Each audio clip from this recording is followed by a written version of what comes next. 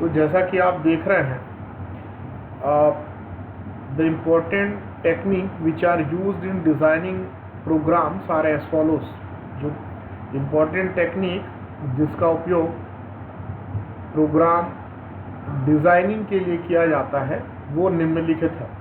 ठीक है, इसमें से है modular programming, structured programming, top down and bottom up design, object oriented programming technique. तो ये 4 प्रोग्रामिंग टेक्निक है।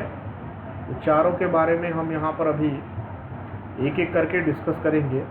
ठीक है, तो सबसे पहला हम देखते हैं मॉड्यूलर प्रोग्रामिंग। जैसा कि नाम से समझ में आ रहा है मॉड्यूलर प्रोग्रामिंग, है ना। तो मॉड्यूलर प्रोग्रामिंग में क्या है कि जो बड़ा सा टास्क है उसको हम छोटे छोटे मॉड्यूल्स में डिवाइड कर लेते हैं। ठीक है, और वो छोटे छोटे मॉड्यूल्स को इंडिविजुअली डेवलप कर लिया जाता है, फिर लास्ट में सारे मॉड्यूल्स को मिला लिया जाता है और ऐसे करके जो हमारा जो प्रॉब्लम है उसको सॉल्व किया जाता है। ठीक है, मैं ये बुक के कंटेंट को जाने से पहले मैं आपको एक छोटा सा एग्जांपल बताऊंगा। उदाहरण के लिए हमको अपने कॉलेज का सॉफ्टवेयर बनाना है। ठीक है, तो कॉलेज का ओवरऑल सॉफ्टवेयर बनाना है तो हमको कॉलेज जो है अलग अलग डिपार्टमेंट्स में बटा होता है। ठीक है, और उसमें अलग अलग तरह के टास्क होते हैं। ठीक है, तो जो सिमिलर टाइप के टास्क हैं उनको अलग अलग करके मॉड्यूल बना लेते हैं। और एक मॉड्यूल के अंदर भी होता है कि एक मॉड्यूल के अंदर भी और कई मॉड्यूल हो सकते हैं। जैसे कि हम देखा जाए तो ये जो ऑफिस सेक्शन है जहाँ पर आप फीस पेमेंट ये सब वाला काम करते हैं, वो एक ऑफिस एक अलग डिपार्टमेंट हो गया। ठीक है, और ऑनलाइन फॉर्म तो आप बाहर जाके भरते हैं, लेकिन अगर कॉलेज में ही वो सुविधा होती तो वो ऑनलाइन फॉर्म भरने और फीस पेमेंट का एक अलग डिपार्टमेंट वहाँ पे हो सकता था। और इन जनरल ऐसा रहता है, एक जगह अलग सा काउंटर रहता है जहाँ आप फीस वगैरह पे करते हैं, तो वो तो आप करते ही हैं कॉलेज में। ठीक है, ऐसा। अच्छा, ये आपने बताया नहीं था कि स्क्रीन दिखाई नहीं दे रही है, आपको बताना चाहिए। मैं शेयर करता हूँ। ठीक है, तो कॉलेज जो है हमारा उसको कई अलग अलग हम उस पर डिवाइड कर लेते हैं। लाइब्रेरी सेक्शन हो गया, लाइब्रेरी में जहाँ स्पेशली आपको बुक इशू करने का काम होता है और रिटर्न करने का काम वहाँ पे किया जाता है। ठीक है, तो उस चीज़ के लिए एक अलग मॉड्यूल बना देते हैं। ठीक है, तो और अगर स्पोर्ट्स का अलग है तो स्पोर्ट्स का एक डिपार्टमेंट हो जाता है जहाँ पे स्पोर्ट्स की चीज़ें आपको इशू होती है, और जो टाइम टेबल बनाते हैं उसकी अलग कमेटी होती है, तो वो भी एक मॉड्यूल हो जाता है। तो मेरे हिसाब से मॉड्यूलर प्रोग्रामिंग आपको समझ में आ गया होगा कि ये क्या ब्रॉड वे में क्या अप्रोच होता है। समझ में आया कि नहीं? हेलो, है ना। मॉड्यूलर प्रोग्रामिंग में हम एक बड़े प्रॉब्लम को छोटे छोटे प्रॉब्लम्स में डिवाइड कर लेते हैं और उसी को ही मॉड्यूलर प्रोग्रामिंग कहा जाता है। ठीक है, तो अब हम ये जो बुक में दिया हुआ है वो हम देख रहे हैं। When a program becomes very long and complex, it becomes very difficult task to the programmer to design, test and debug such a program.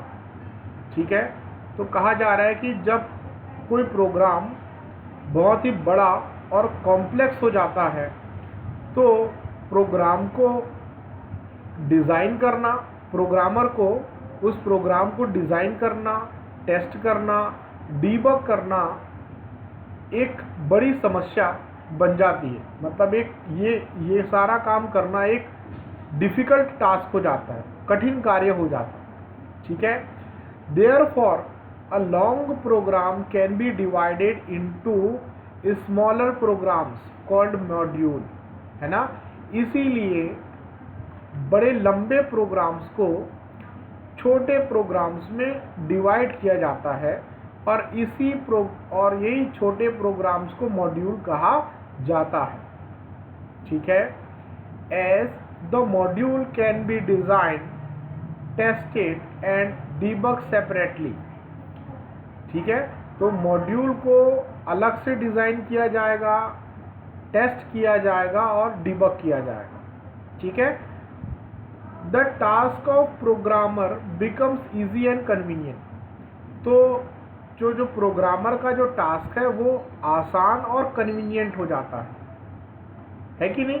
क्योंकि बड़े प्रोग्राम को एक साथ आप टेस्ट करोगे तो आपको डिज़ाइन करोगे, आपको समय ज़्यादा लगेगा, लेकिन वही छोटे रूप में उसे तोड़ दिया जाता है तो वो काफ़ी आसान होता है।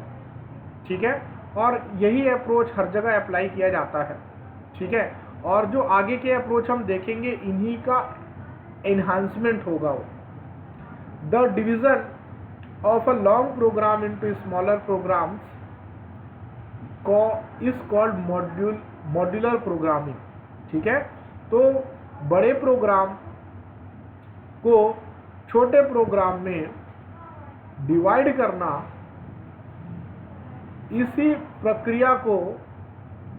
इसी को मॉड्यूलर प्रोग्रामिंग कहा जाता है। ठीक है, advantage of modular programming are as follows.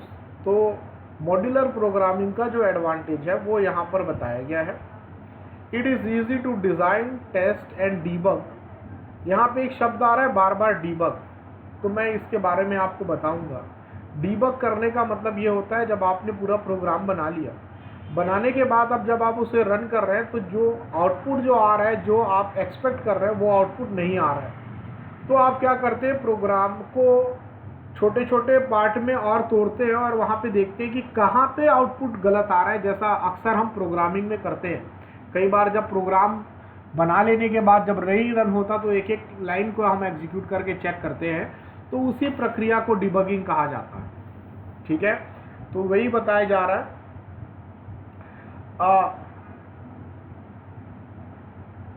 It is easy to design, test and debug a single module.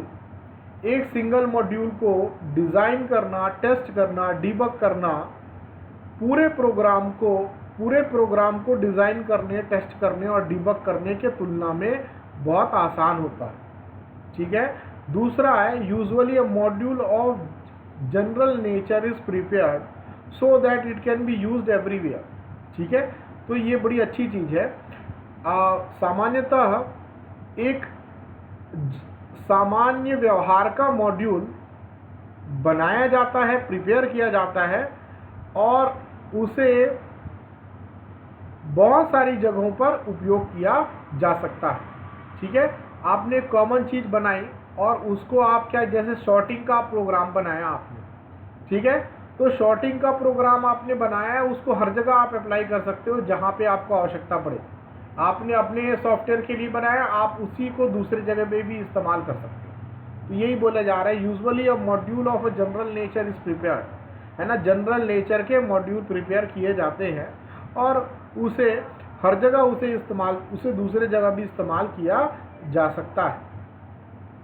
ठीक है, आगे बढ़ते हैं। If any changes are to be made, they are made into particular module where needed rather than into the entire program. और जब भी कोई changes की आवश्यकता होती है तो आप जिस पर्टिकुलर मॉड्यूल में चेंज करना होता है आप उसी मॉड्यूल में चेंज करते हो, पूरे प्रोग्राम को चेंज करने की आवश्यकता नहीं होती। This technique allows programmer to divide tasks into subtasks and use previously written program। यह टेक्निक प्रोग्रामर को बड़े टास्क को छोटे टास्क, सब टास्क में डिवाइड करने देता है और पहले से लिखे हुए प्रोग्राम को उपयोग करने भी देता है। ठीक है, अब आते हैं, उपयोग करने की सुविधा प्रदान करता है, ऐसा भी आप बोल सकते हैं। अब इसका जो है कुछ डिसएडवांटेज है। सिंस सेपरेट मॉड्यूल में repeat certain function, the modular programming often need extra time and memory. ठीक है, तो यहाँ पे कहा जा रहा है कि जो अलग अलग मॉड्यूल होते हैं वो कुछ फंक्शन को रिपीट कर सकते हैं, है ना। मतलब आपने एक जो काम बनाया हो सकता है उस पर्टिकुलर मॉड्यूल में भी आपने सिमिलर टाइप का जो फंक्शन है उसमें भी बना दिया, ठीक है। तो ऐसी स्थिति में the modular programming often need extra time and memory. तो ऐसी स्थिति में मॉड्यूलर प्रोग्रामिंग एक्स्ट्रा टाइम और मेमोरी की आवश्यकता होती है, ठीक है। ये पॉइंट समझ में आया, ठीक है। अगर आपको लगे नहीं समझ में आ रहा है आप मेरे को उसी समय पूछेंगे, ठीक है, ये मेरे लिए आसान होगा, ठीक है। The combination of modules may be problem the combination of modules may be a problem particularly when different person design and develop different module, ठीक है। तो ये कभी कभी ऐसा हो सकता है कि जो मॉड्यूल हैं वो अलग अलग पर्सन के द्वारा डिज़ाइन किया गया है और डेवलप किया गया है। जब डिफरेंट मॉड्यूल को डिफरेंट लोगों के द्वारा डिज़ाइन और डेवलप किया जाता है तो किसी पर्टिकुलर प्रॉब्लम का, तो उसे कंबाइन कर पाना, उन सारे मॉड्यूल को कंबाइन करना एक प्रॉब्लमेटिक टास्क बन जाता है ना। The combination of modules may be a problem particularly, है ना। कॉम्बिनेशन ऑफ मॉड्यूल्स जो है वो प्रॉब्लम हो सकते हैं जब डिफरेंट मॉड्यूल्स को डिफरेंट पर्सन के द्वारा डिज़ाइन और डेवलप किया गया है। ये इसलिए प्रॉब्लमेटिक हो सकता है क्योंकि किसी ने वहाँ पे कुछ और अप्रोच लगाया है, किसी ने किसी मॉड्यूल में कुछ और अप्रोच लगाया है। तो अगर हम अलग अलग अप्रोच जब हर मॉड्यूल में इस्तेमाल होगा तो उन्हें कंबाइन करना जो है वो थोड़ा मुश्किल टास्क हो जाता है। In modular programming the documentation need special attention because a module may affect other part of the program, ठीक है। तो यहाँ पर मॉड्यूलर प्रोग्रामिंग में डॉक्यूमेंटेशन को स्पेशल अटेंशन देने की आवश्यकता होती है। डॉक्यूमेंटेशन मैं बता रहा हूँ, डॉक्यूमेंटेशन क्या होता है। जब भी कोड लिखे जाते हैं तो जो कोड लिखा गया है तो उसका डिस्क्रिप्शन लिखा जाता है कि ये कोड क्या काम करता है, उसी को ही डॉक्यूमेंटेशन कहा जाता है, ठीक है। तो in modular programming documentation needs special attention. Modular programming में डॉक्यूमेंटेशन को स्पेशल अटेंशन देना पड़ता है क्योंकि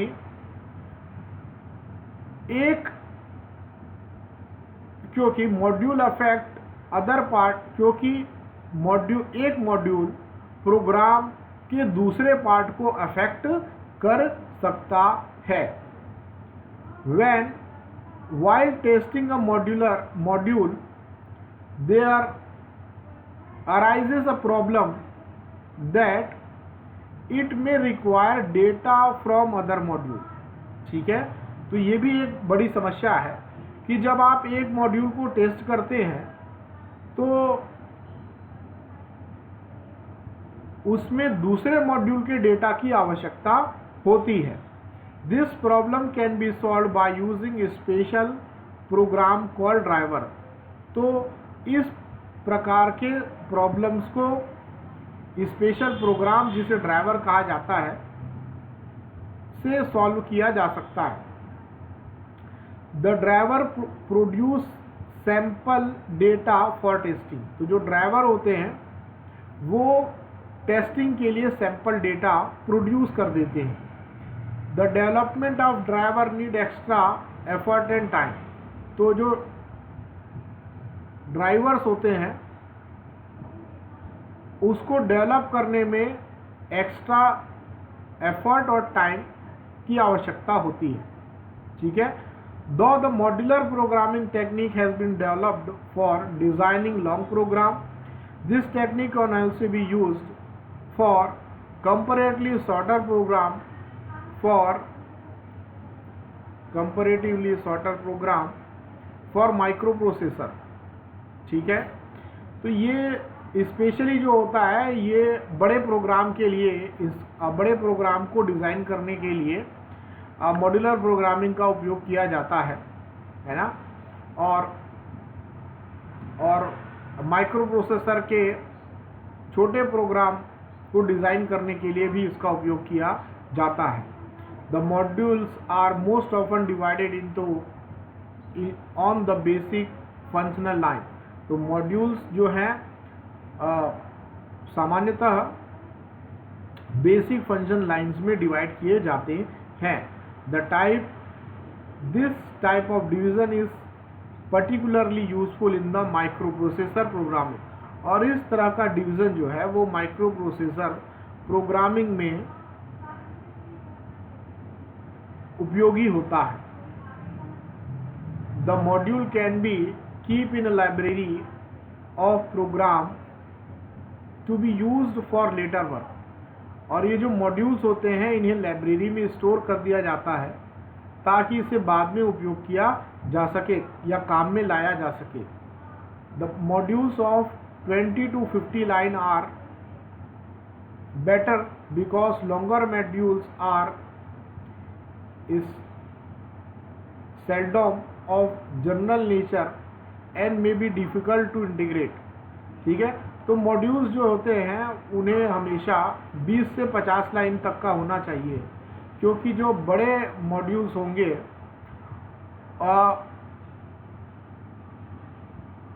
उनको इंटीग्रेट कर पाना जो है थोड़ा वो डिफिकल्ट होगा, है ना।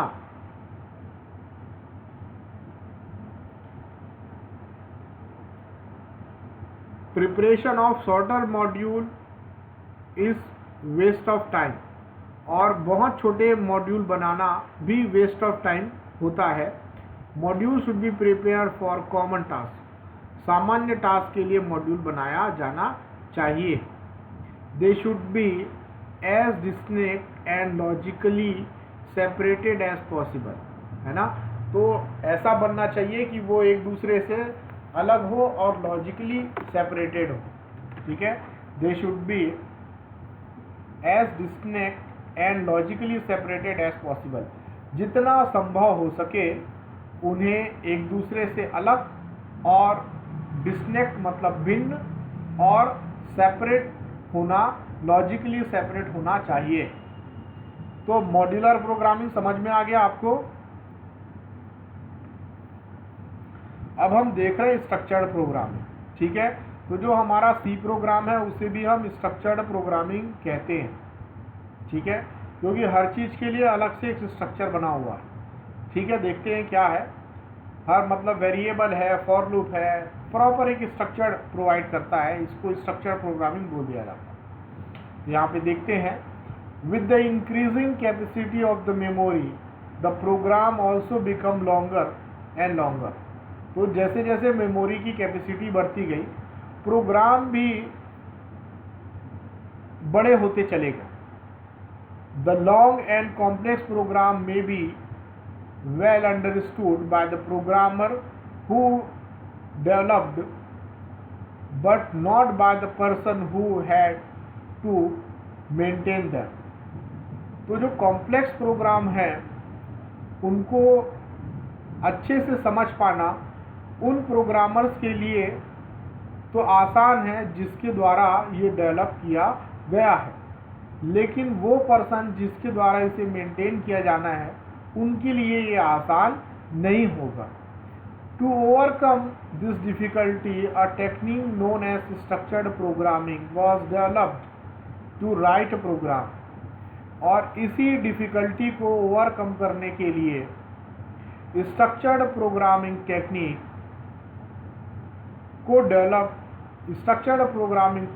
को एक प्रोग्राम राइट करने के लिए डेवलप किया गया। The basic idea behind this technique is that any part of program can be represented by element from 3 basic logic structure, है ना।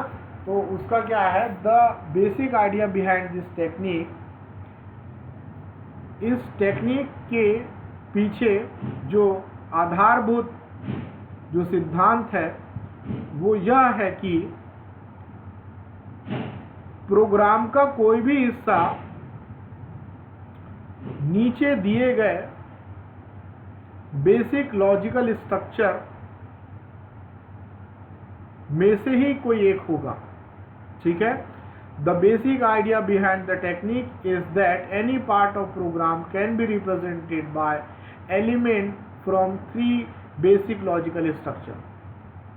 ठीक है, इस टेक्निक का जो आधारभूत सिद्धांत है कि प्रोग्राम का कोई भी हिस्सा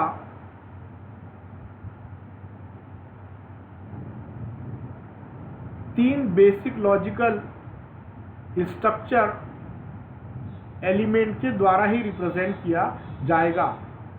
each structure has single entry and single exit. तो प्रत्येक स्ट्रक्चर जो है उसमें सिंगल एंट्री और सिंगल एग्जिट होता है।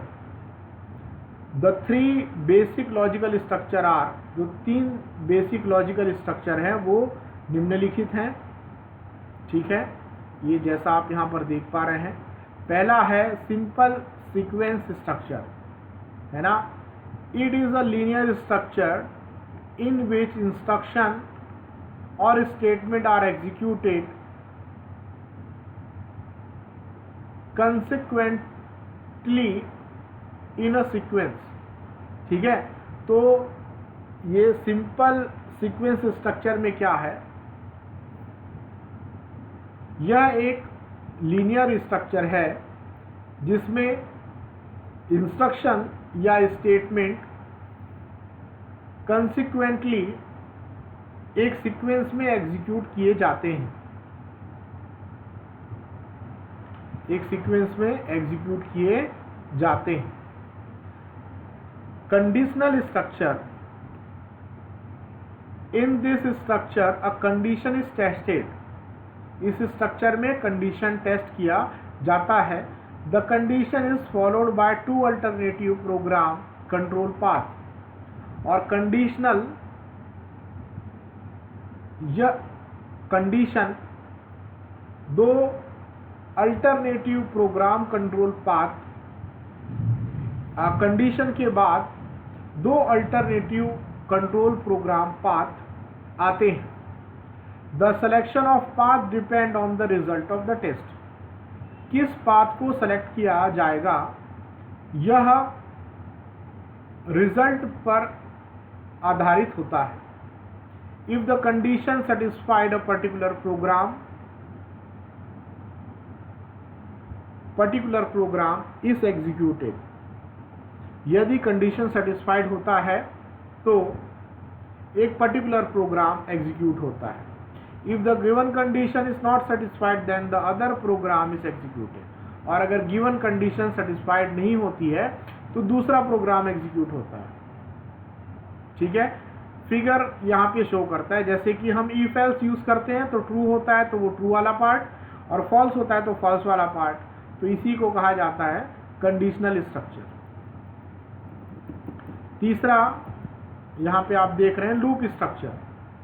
तो लूप स्ट्रक्चर के बारे में आपको बड़े अच्छे से पता है। ठीक है, यहाँ पर उसका डायग्राम भी बना है, यहाँ पे आप देख पा रहे हैं। ये कंडीशन टेस्ट हुआ, कंडीशन ट्रू है तो प्रोग्राम पी एग्जीक्यूट हुआ, फिर कंडीशन टेस्ट, फिर अगर ट्रू होगा तो फिर प्रोग्राम पी एग्जीक्यूट होगा, फॉल्स होगा तो बाहर आ जाएगा। ठीक है ना। और यहाँ पर एंट्री में ही एक टेस्ट हो रहा है, और दूसरा है ये, इसको बोल सकते हैं ये वाइल लूप का उदाहरण है। अब यहाँ पर प्रोग्राम पहले एग्जीक्यूट हुआ, फिर कंडीशन टेस्ट हुआ, कंडीशन फॉल्स हुआ तो फिर से प्रोग्राम एग्जीक्यूट हो रहा है, ट्रू होगा तो वो बाहर आ जाएगा। ठीक है, तो ये बताया जा रहा है A is a do while loop and B is a do until loop, है ना। तो डू अनटिल मतलब जब तक नहीं तब तक एग्जीक्यूट होगा, और जैसे वो कंडीशन सेटिस्फाइड हो जाएगी बाहर आ जाएगा। ठीक है, तो यहाँ पे आप देखेंगे A shows a loop structure in which computer checks the condition. If the given condition C is true, then the given program P is executed. The program P is not executed when C is false. ठीक है, this is a do while structure. ठीक है, in this structure the program is executed once or more while the condition is true. इसमें programme एक या एक से अधिक बार एग्जीक्यूट होगा जब तक कंडीशन ट्रू रहेगा. When condition becomes false, जब कंडीशन फॉल्स हो जाएगा तो प्रोग्राम लूप प्रोसेस एंड, तो लूप का प्रोसेस जो है वो एंड हो जाएगा. When C is false, then when C is false in very beginning, P is not at all executed. अगर C जो है कंडीशन वो शुरुआत में ही अगर फॉल्स हो जाएगा तो जो प्रोग्राम P है वो कभी एग्जीक्यूट नहीं होगा. फिर यहाँ पे आ रहा है डू until लूप के बारे में. shows a B shows the variant of loop structure. ये वेरिएंट मतलब एक दूसरा रूप जो है वो स्ट्रक्चर का दिखा रहा है, और it is known as do until structure, जिसे डू अनटिल स्ट्रक्चर कहा जाता है. In this structure the condition is tested at the end whereas in do while structure the condition is tested at the beginning. तो इस structure में condition जो है वो एंड में टेस्ट किया जाता है, जबकि डू वाइल स्ट्रक्चर में कंडीशन का क्या होता था, बिगिनिंग में टेस्ट किया जाता था. In the do until structure the looping process is repeated until the condition becomes true. तो लूप का प्रोसेस तब तक एग्जीक्यूट होता है जब तक वो ट्रू नहीं होता. ठीक है, तब तक वो एग्जीक्यूट होते रहता है. ठीक है, the structured programming technique is more useful when the program length exceeded 100 lines, 1000 line, है ना. तो यहाँ पे बताया जा रहा है कि स्ट्रक्चर्ड प्रोग्रामिंग टेक्निक ज़्यादा उपयोगी तब होता है जब प्रोग्राम का लेंथ 1000 लाइन से अधिक होता है. The development cost of large program is less.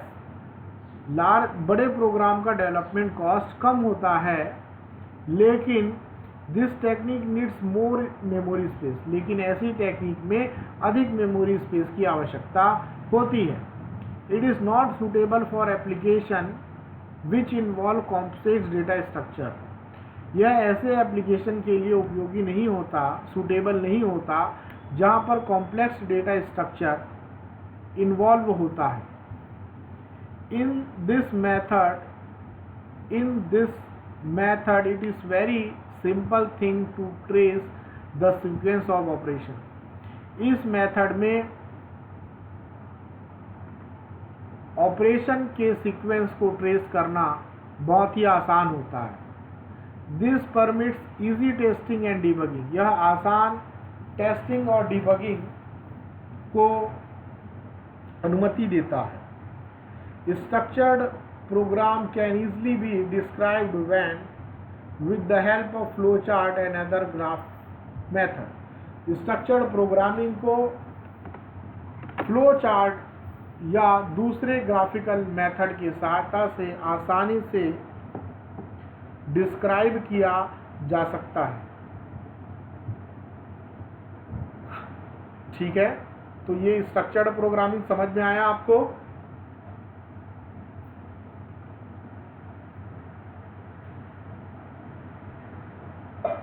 अब यहाँ पे देख रहे हैं हम top down and bottom up design. ठीक है, तो ये क्या होता है देखते हैं.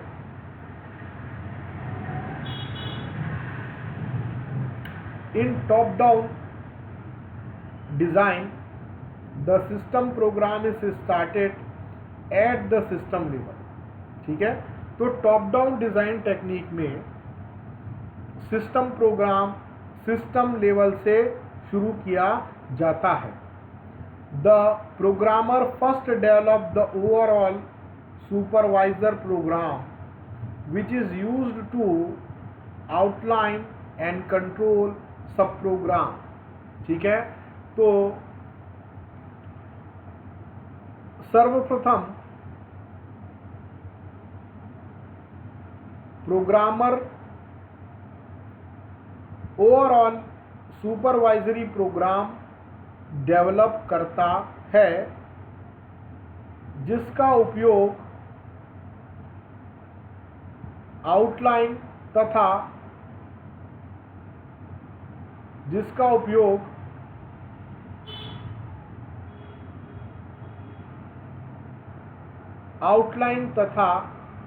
सब प्रोग्राम को कंट्रोल करने के लिए किया जाता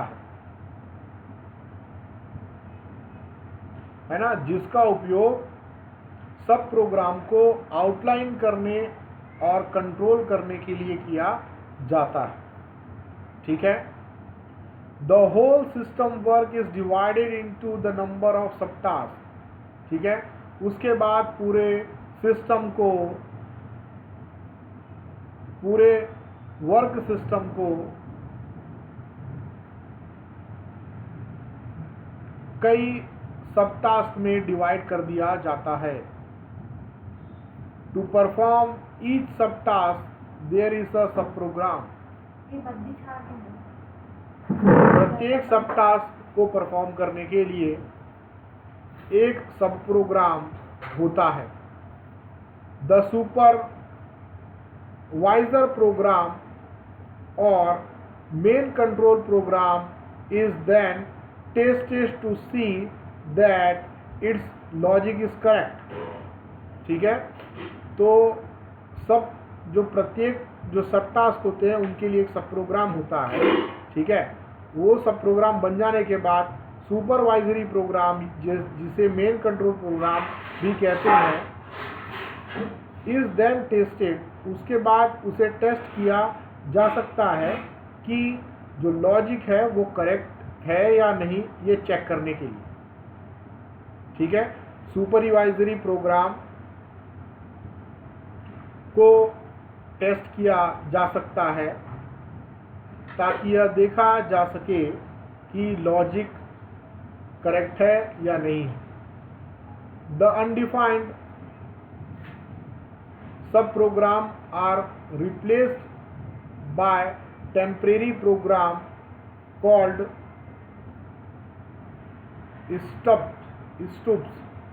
ठीक है, तो जो अनडिफाइंड सब प्रोग्राम होते हैं, जिसे जो डिफाइंड नहीं होते, उन्हें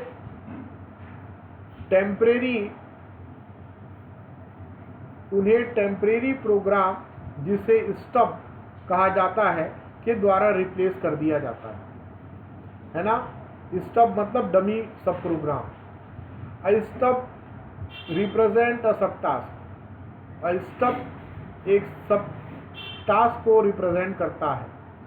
स्टब में either record the entry of sub program or to select or to a selected test program. Stub में either record the entry of sub program. तो ये जो स्टब होता है वो या तो सब प्रोग्राम के एंट्री को रिकॉर्ड करता है और या फिर टेस्ट प्रोग्राम या फिर एक selected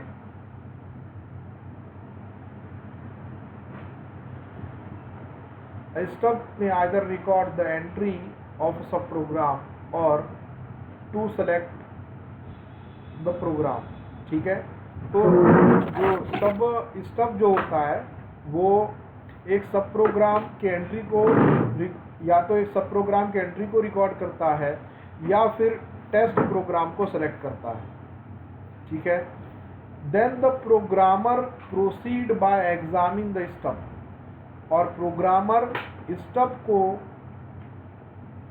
then the programmer proceed to proceeds by expanding the stub, और जो प्रोग्रामर होता है उस स्टब को एक्सपांड करके आगे बढ़ता है।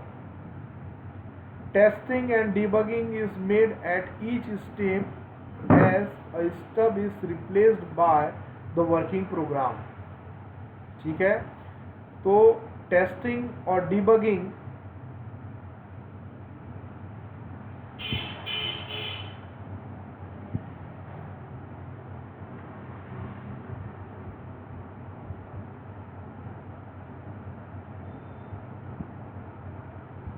प्रत्येक स्टेप पर किया जाता है जब एक स्टब को एक वर्किंग प्रोग्राम से रिप्लेस किया जाता है। ठीक है, तो एक स्टब क्या है ये मैं आपको भी बता रहा हूँ। स्टब क्या होता है, ये पीस ऑफ कोड है जिन्हें शुरुआत में कोई नाम नहीं दिया जाता है ना, लेकिन जैसे ही उनको कोई नाम दे दिया जाता है ना, तो वो एक प्रॉपर उसको नाम दे दिया जाता है और उसके बाद उसकी टेस्टिंग और डिबगिंग की जाती है। ठीक है, the process of expansion, testing and debugging is continued until all the steps are replaced by working program. ठीक है, एक्सपांशन, टेस्टिंग और डिबगिंग तब तक किया जाता है जब तक कि सारे स्टब वर्किंग प्रोग्राम से रिप्लेस नहीं कर दिए जाते। In this technique, testing and integration is made along the way at each level rather than all at the end। ठीक है, तो इस टेक्निक में टेस्टिंग और इंटीग्रेशन जो है प्रत्येक लेवल में साथ में किया जाता है, ना कि सबसे अंत में। ठीक है, जैसे दो प्रोग्राम बन गए, उसको टेस्ट किया गया और उसे जोड़ दिया जाता है, फिर आगे बढ़ा जाता है, फिर जो अगला प्रोग्राम सब प्रोग्राम आपने बनाया फिर उसको जोड़े, फिर इंटीग्रेट किए, फिर आगे बढ़े। ठीक है, ऐसे करके बढ़ा जाता है ना, ना कि सारे मॉड्यूल बन गया और सबको आखिरी में आप जोड़ के देख रहे हो, ऐसा नहीं होता। ठीक है, no special driver or data generator software are necessary. तो यहाँ पर ना ही ड्राइवर ना डेटा जनरेटर सॉफ्टवेयर की आवश्यकता नहीं होती। Therefore testing is done eight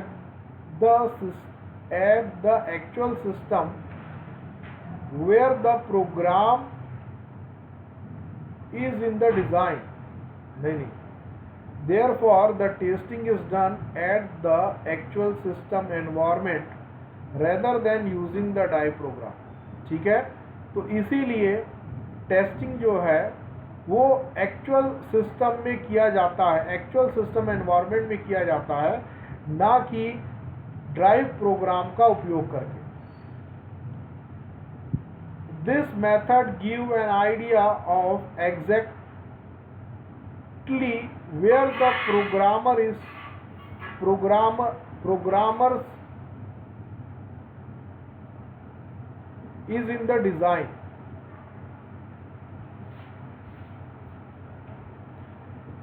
This method give an idea exactly, और यह मेथड एक आइडिया देता है कि एग्जैक्टली कहां पर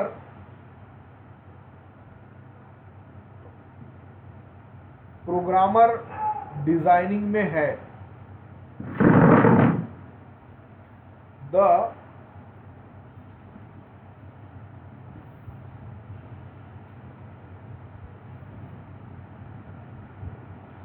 ठीक है, ये लाइन समझ में आया। ये टेक्निक, ये मेथड यह बताता है कि अभी वर्तमान में जो प्रोग्रामर है वो डिजाइनिंग में कहां पर मौजूद है। ठीक है, the top down designing technique assume modular programming and it is compatible with structured programming as well। ठीक है, तो जो टॉप डाउन डिजाइनिंग है, टेक्निक है, उसे मॉड्यूलर डिजाइनिंग एज्यूम किया जाता है और यह स्ट्रक्चर्ड प्रोग्रामिंग के साथ भी कंपैटिबल है। The disadvantage of top-down designing is that the overall system design may not take good advantage of the hardware। ठीक है, तो इसका एक डिसएडवांटेज क्या है? टॉप डाउन डिजाइनिंग का डिसएडवांटेज यह है कि ओवरऑल जो सिस्टम डिजाइनिंग है वह हार्डवेयर का अच्छा एडवांटेज नहीं ले पाता। समझ में आया? ठीक है, तो ये टॉप डाउन मैं ओवरऑल ऐसे ही बताता हूँ। इस टेक्निक में क्या होता है कि जो सबसे पहले मेन जो प्रोग्राम होता है वो बनाया जाता है, और वो प्रोग्राम जो है, जो बाकी सब प्रोग्राम जो बनेंगे उनको वो मॉनिटर करता है और आउटलाइन करता है। आउटलाइन करना मतलब कौन सा जो प्रोग्राम है वो क्या काम करेगा और वो जो कैसे काम कर रहा है उसको वो चेक करेगा। ठीक है, उसके बाद क्या होता है कि ऐसी पीस ऑफ कोड को स्टफ बोल दिया जाता है, और ये अनडिफाइंड प्रोग्राम होती है, मतलब इसमें क्या काम किया जाना है अभी निर्धारित नहीं। तो वो जो छोटे छोटे स्टब होते हैं उसको पहले क्या किया जाता है, उसको पहले एक वर्किंग प्रोग्राम में कन्वर्ट किया जाता है। जब वो वर्किंग प्रोग्राम में कन्वर्ट हो जाता है तो फिर उसकी टेस्टिंग और डिबगिंग की जाती है।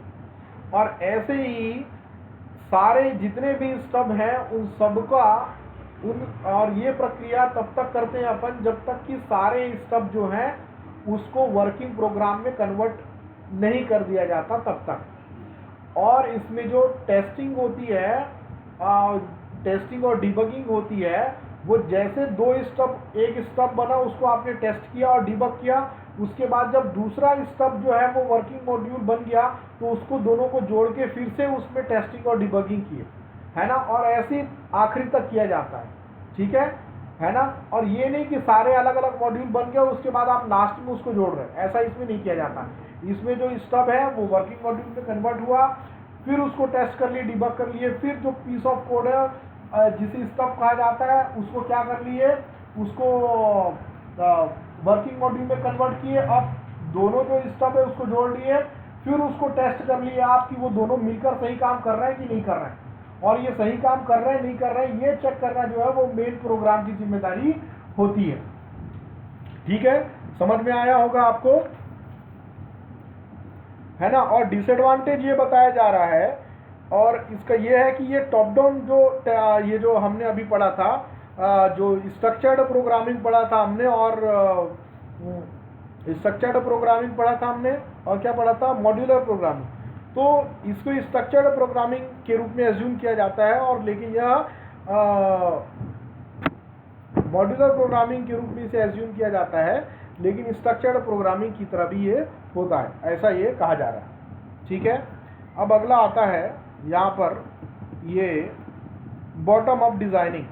ठीक है, तो बॉटम अप डिजाइनिंग में क्या होता है? Bottom up designing is the traditional designing technique. तो ये परंपरागत डिजाइनिंग टेक्निक है। In this technique inner sub program are prepared first for specific task. इसमें जो इनर सब प्रोग्राम होते हैं उन्हें पहले स्पेसिफिक टास्क के लिए प्रिपेयर किया जाता है, then integrate into complete system, और उसके बाद उसे कंप्लीट सिस्टम में इंटीग्रेट किया जाता है। This technique should be used for frequently use सब programme whose speed is critical to the speed of whole program। तो यहाँ पर देखते हैं, तो this technique is useful, this technique is should be used for frequently used सब program. तो इस टेक्निक का उपयोग जो है फ्रीक्वेंटली यूज्ड सब प्रोग्राम में किया जाता है, whose speed is critical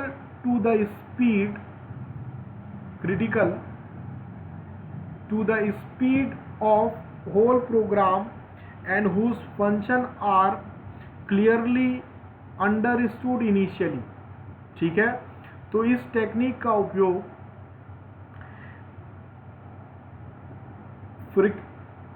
frequently उपयोग में लाने वाले सब प्रोग्राम के लिए किया जाता है जिसकी स्पीड जो है पूरे प्रोग्राम की स्पीड के बराबर होती है ना, और उसका फंक्शन जो है शुरुआत से ही बहुत ज़्यादा क्लियर होना चाहिए।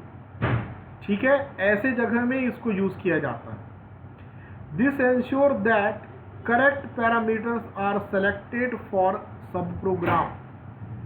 ये टेक्निक यह सुनिश्चित करता है कि करेक्ट पैरामीटर को सब प्रोग्राम के लिए सेलेक्ट किया जाएगा। The top down technique is better if precise nature of subprogram cannot be determined until a much more detailed analysis is completed। ठीक है, तो टॉप डाउन टेक्निक जो है वो बेटर होता है तब जब सब प्रोग्राम से क्या टास्क लिया जाना है वो शुरुआत में ही हमको क्लियर ना हो, तो ऐसे समय में टॉप डाउन अप्रोच का उपयोग किया जाता है, इसका उपयोग नहीं करता। ठीक है, it permits easy debugging of main program, और ये जो बॉटम अप प्रोग्राम है ये मेन प्रोग्राम की आसान डिबगिंग को जो है वो प्रोवाइड करता है। In bottom up design extra work is required for testing and debugging, और ये बॉटम अप डिज़ाइनिंग में टेस्टिंग और डिबगिंग के लिए एक्स्ट्रा काम की आवश्यकता होती है। The entire work is to be done at the end, और ये जो द एंटायर इंटीग्रेशन, जो पूरा इंटीग्रेशन होता है वो एंड में किया जाता है। ठीक है, तो ओवरऑल मैं इसमें बताऊंगा ये टॉप डाउन जो डिज़ाइनिंग अप्रोच होता है इसमें जो छोटे सब प्रोग्राम होता है उसे पहले से बनाए जाते हैं, है ना, और उसको टेस्ट किया जाता है, और ये अप्रोच वहीं लगाया जाता है जहां पर सब प्रोग्राम से क्या टास्क लिया जाना है वो बहुत ज़्यादा क्लियर हो। ठीक है, और उस स्थिति में हम इसको नहीं लेंगे जब हमको क्या सब प्रोग्राम से क्या टास्क कराना है वो हमको अच्छे से अगर क्लियर नहीं है, तो ऐसी स्थिति में हम बॉटम अप जो अप्रोच है उसको नहीं लेंगे। ठीक है, और जो बॉटम अप जो डिज़ाइनिंग टेक्निक है इसमें सारे जो छोटे मॉड्यूल होते हैं, सब प्रोग्राम होते हैं, वो पूरा का पूरा कंप्लीट हो जाता है ना, और सबकी टेस्टिंग जो है डिबगिंग इंडिविजुअली कर ली जाती है, तो लास्ट में इंटीग्रेशन किया जाता है और यहाँ पर सबको एक साथ जोड़ा जाता है, और जब एक साथ इंटीग्रेशन किया जाता है तो इसके लिए हमको एक्स्ट्रा समय की आवश्यकता होती है, एक्स्ट्रा समय और काम हमको करना पड़ता है। क्लियर है? ठीक है, और ये ऑब्जेक्ट ओरिएंटेड अप्रोच जो है वो तो सेकेंड ईयर वालों को क्लियर होगा, है ना, इसको फर्स्ट ईयर वालों को कल समझा दिया जाएगा। ठीक है, आज के लिए इतना रखते हैं।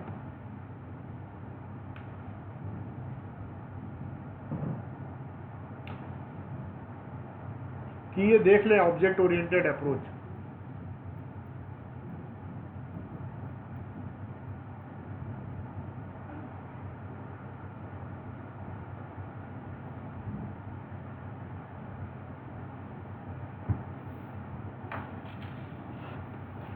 चलो ठीक है, इसको कल कर लेंगे हम। फर्स्ट ईयर का अटेंडेंस ले लेते हैं।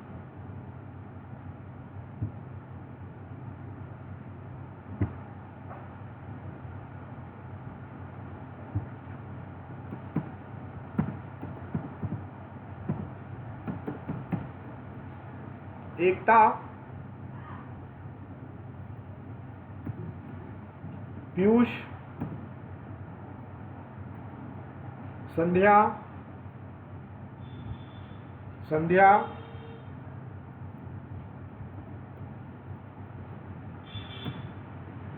लक्ष्मी, मोनिका, निकिता, निकिता भी है। और कोई? तुषार है क्या? चलिए ठीक, इसे मैं अपलोड कर दूंगा।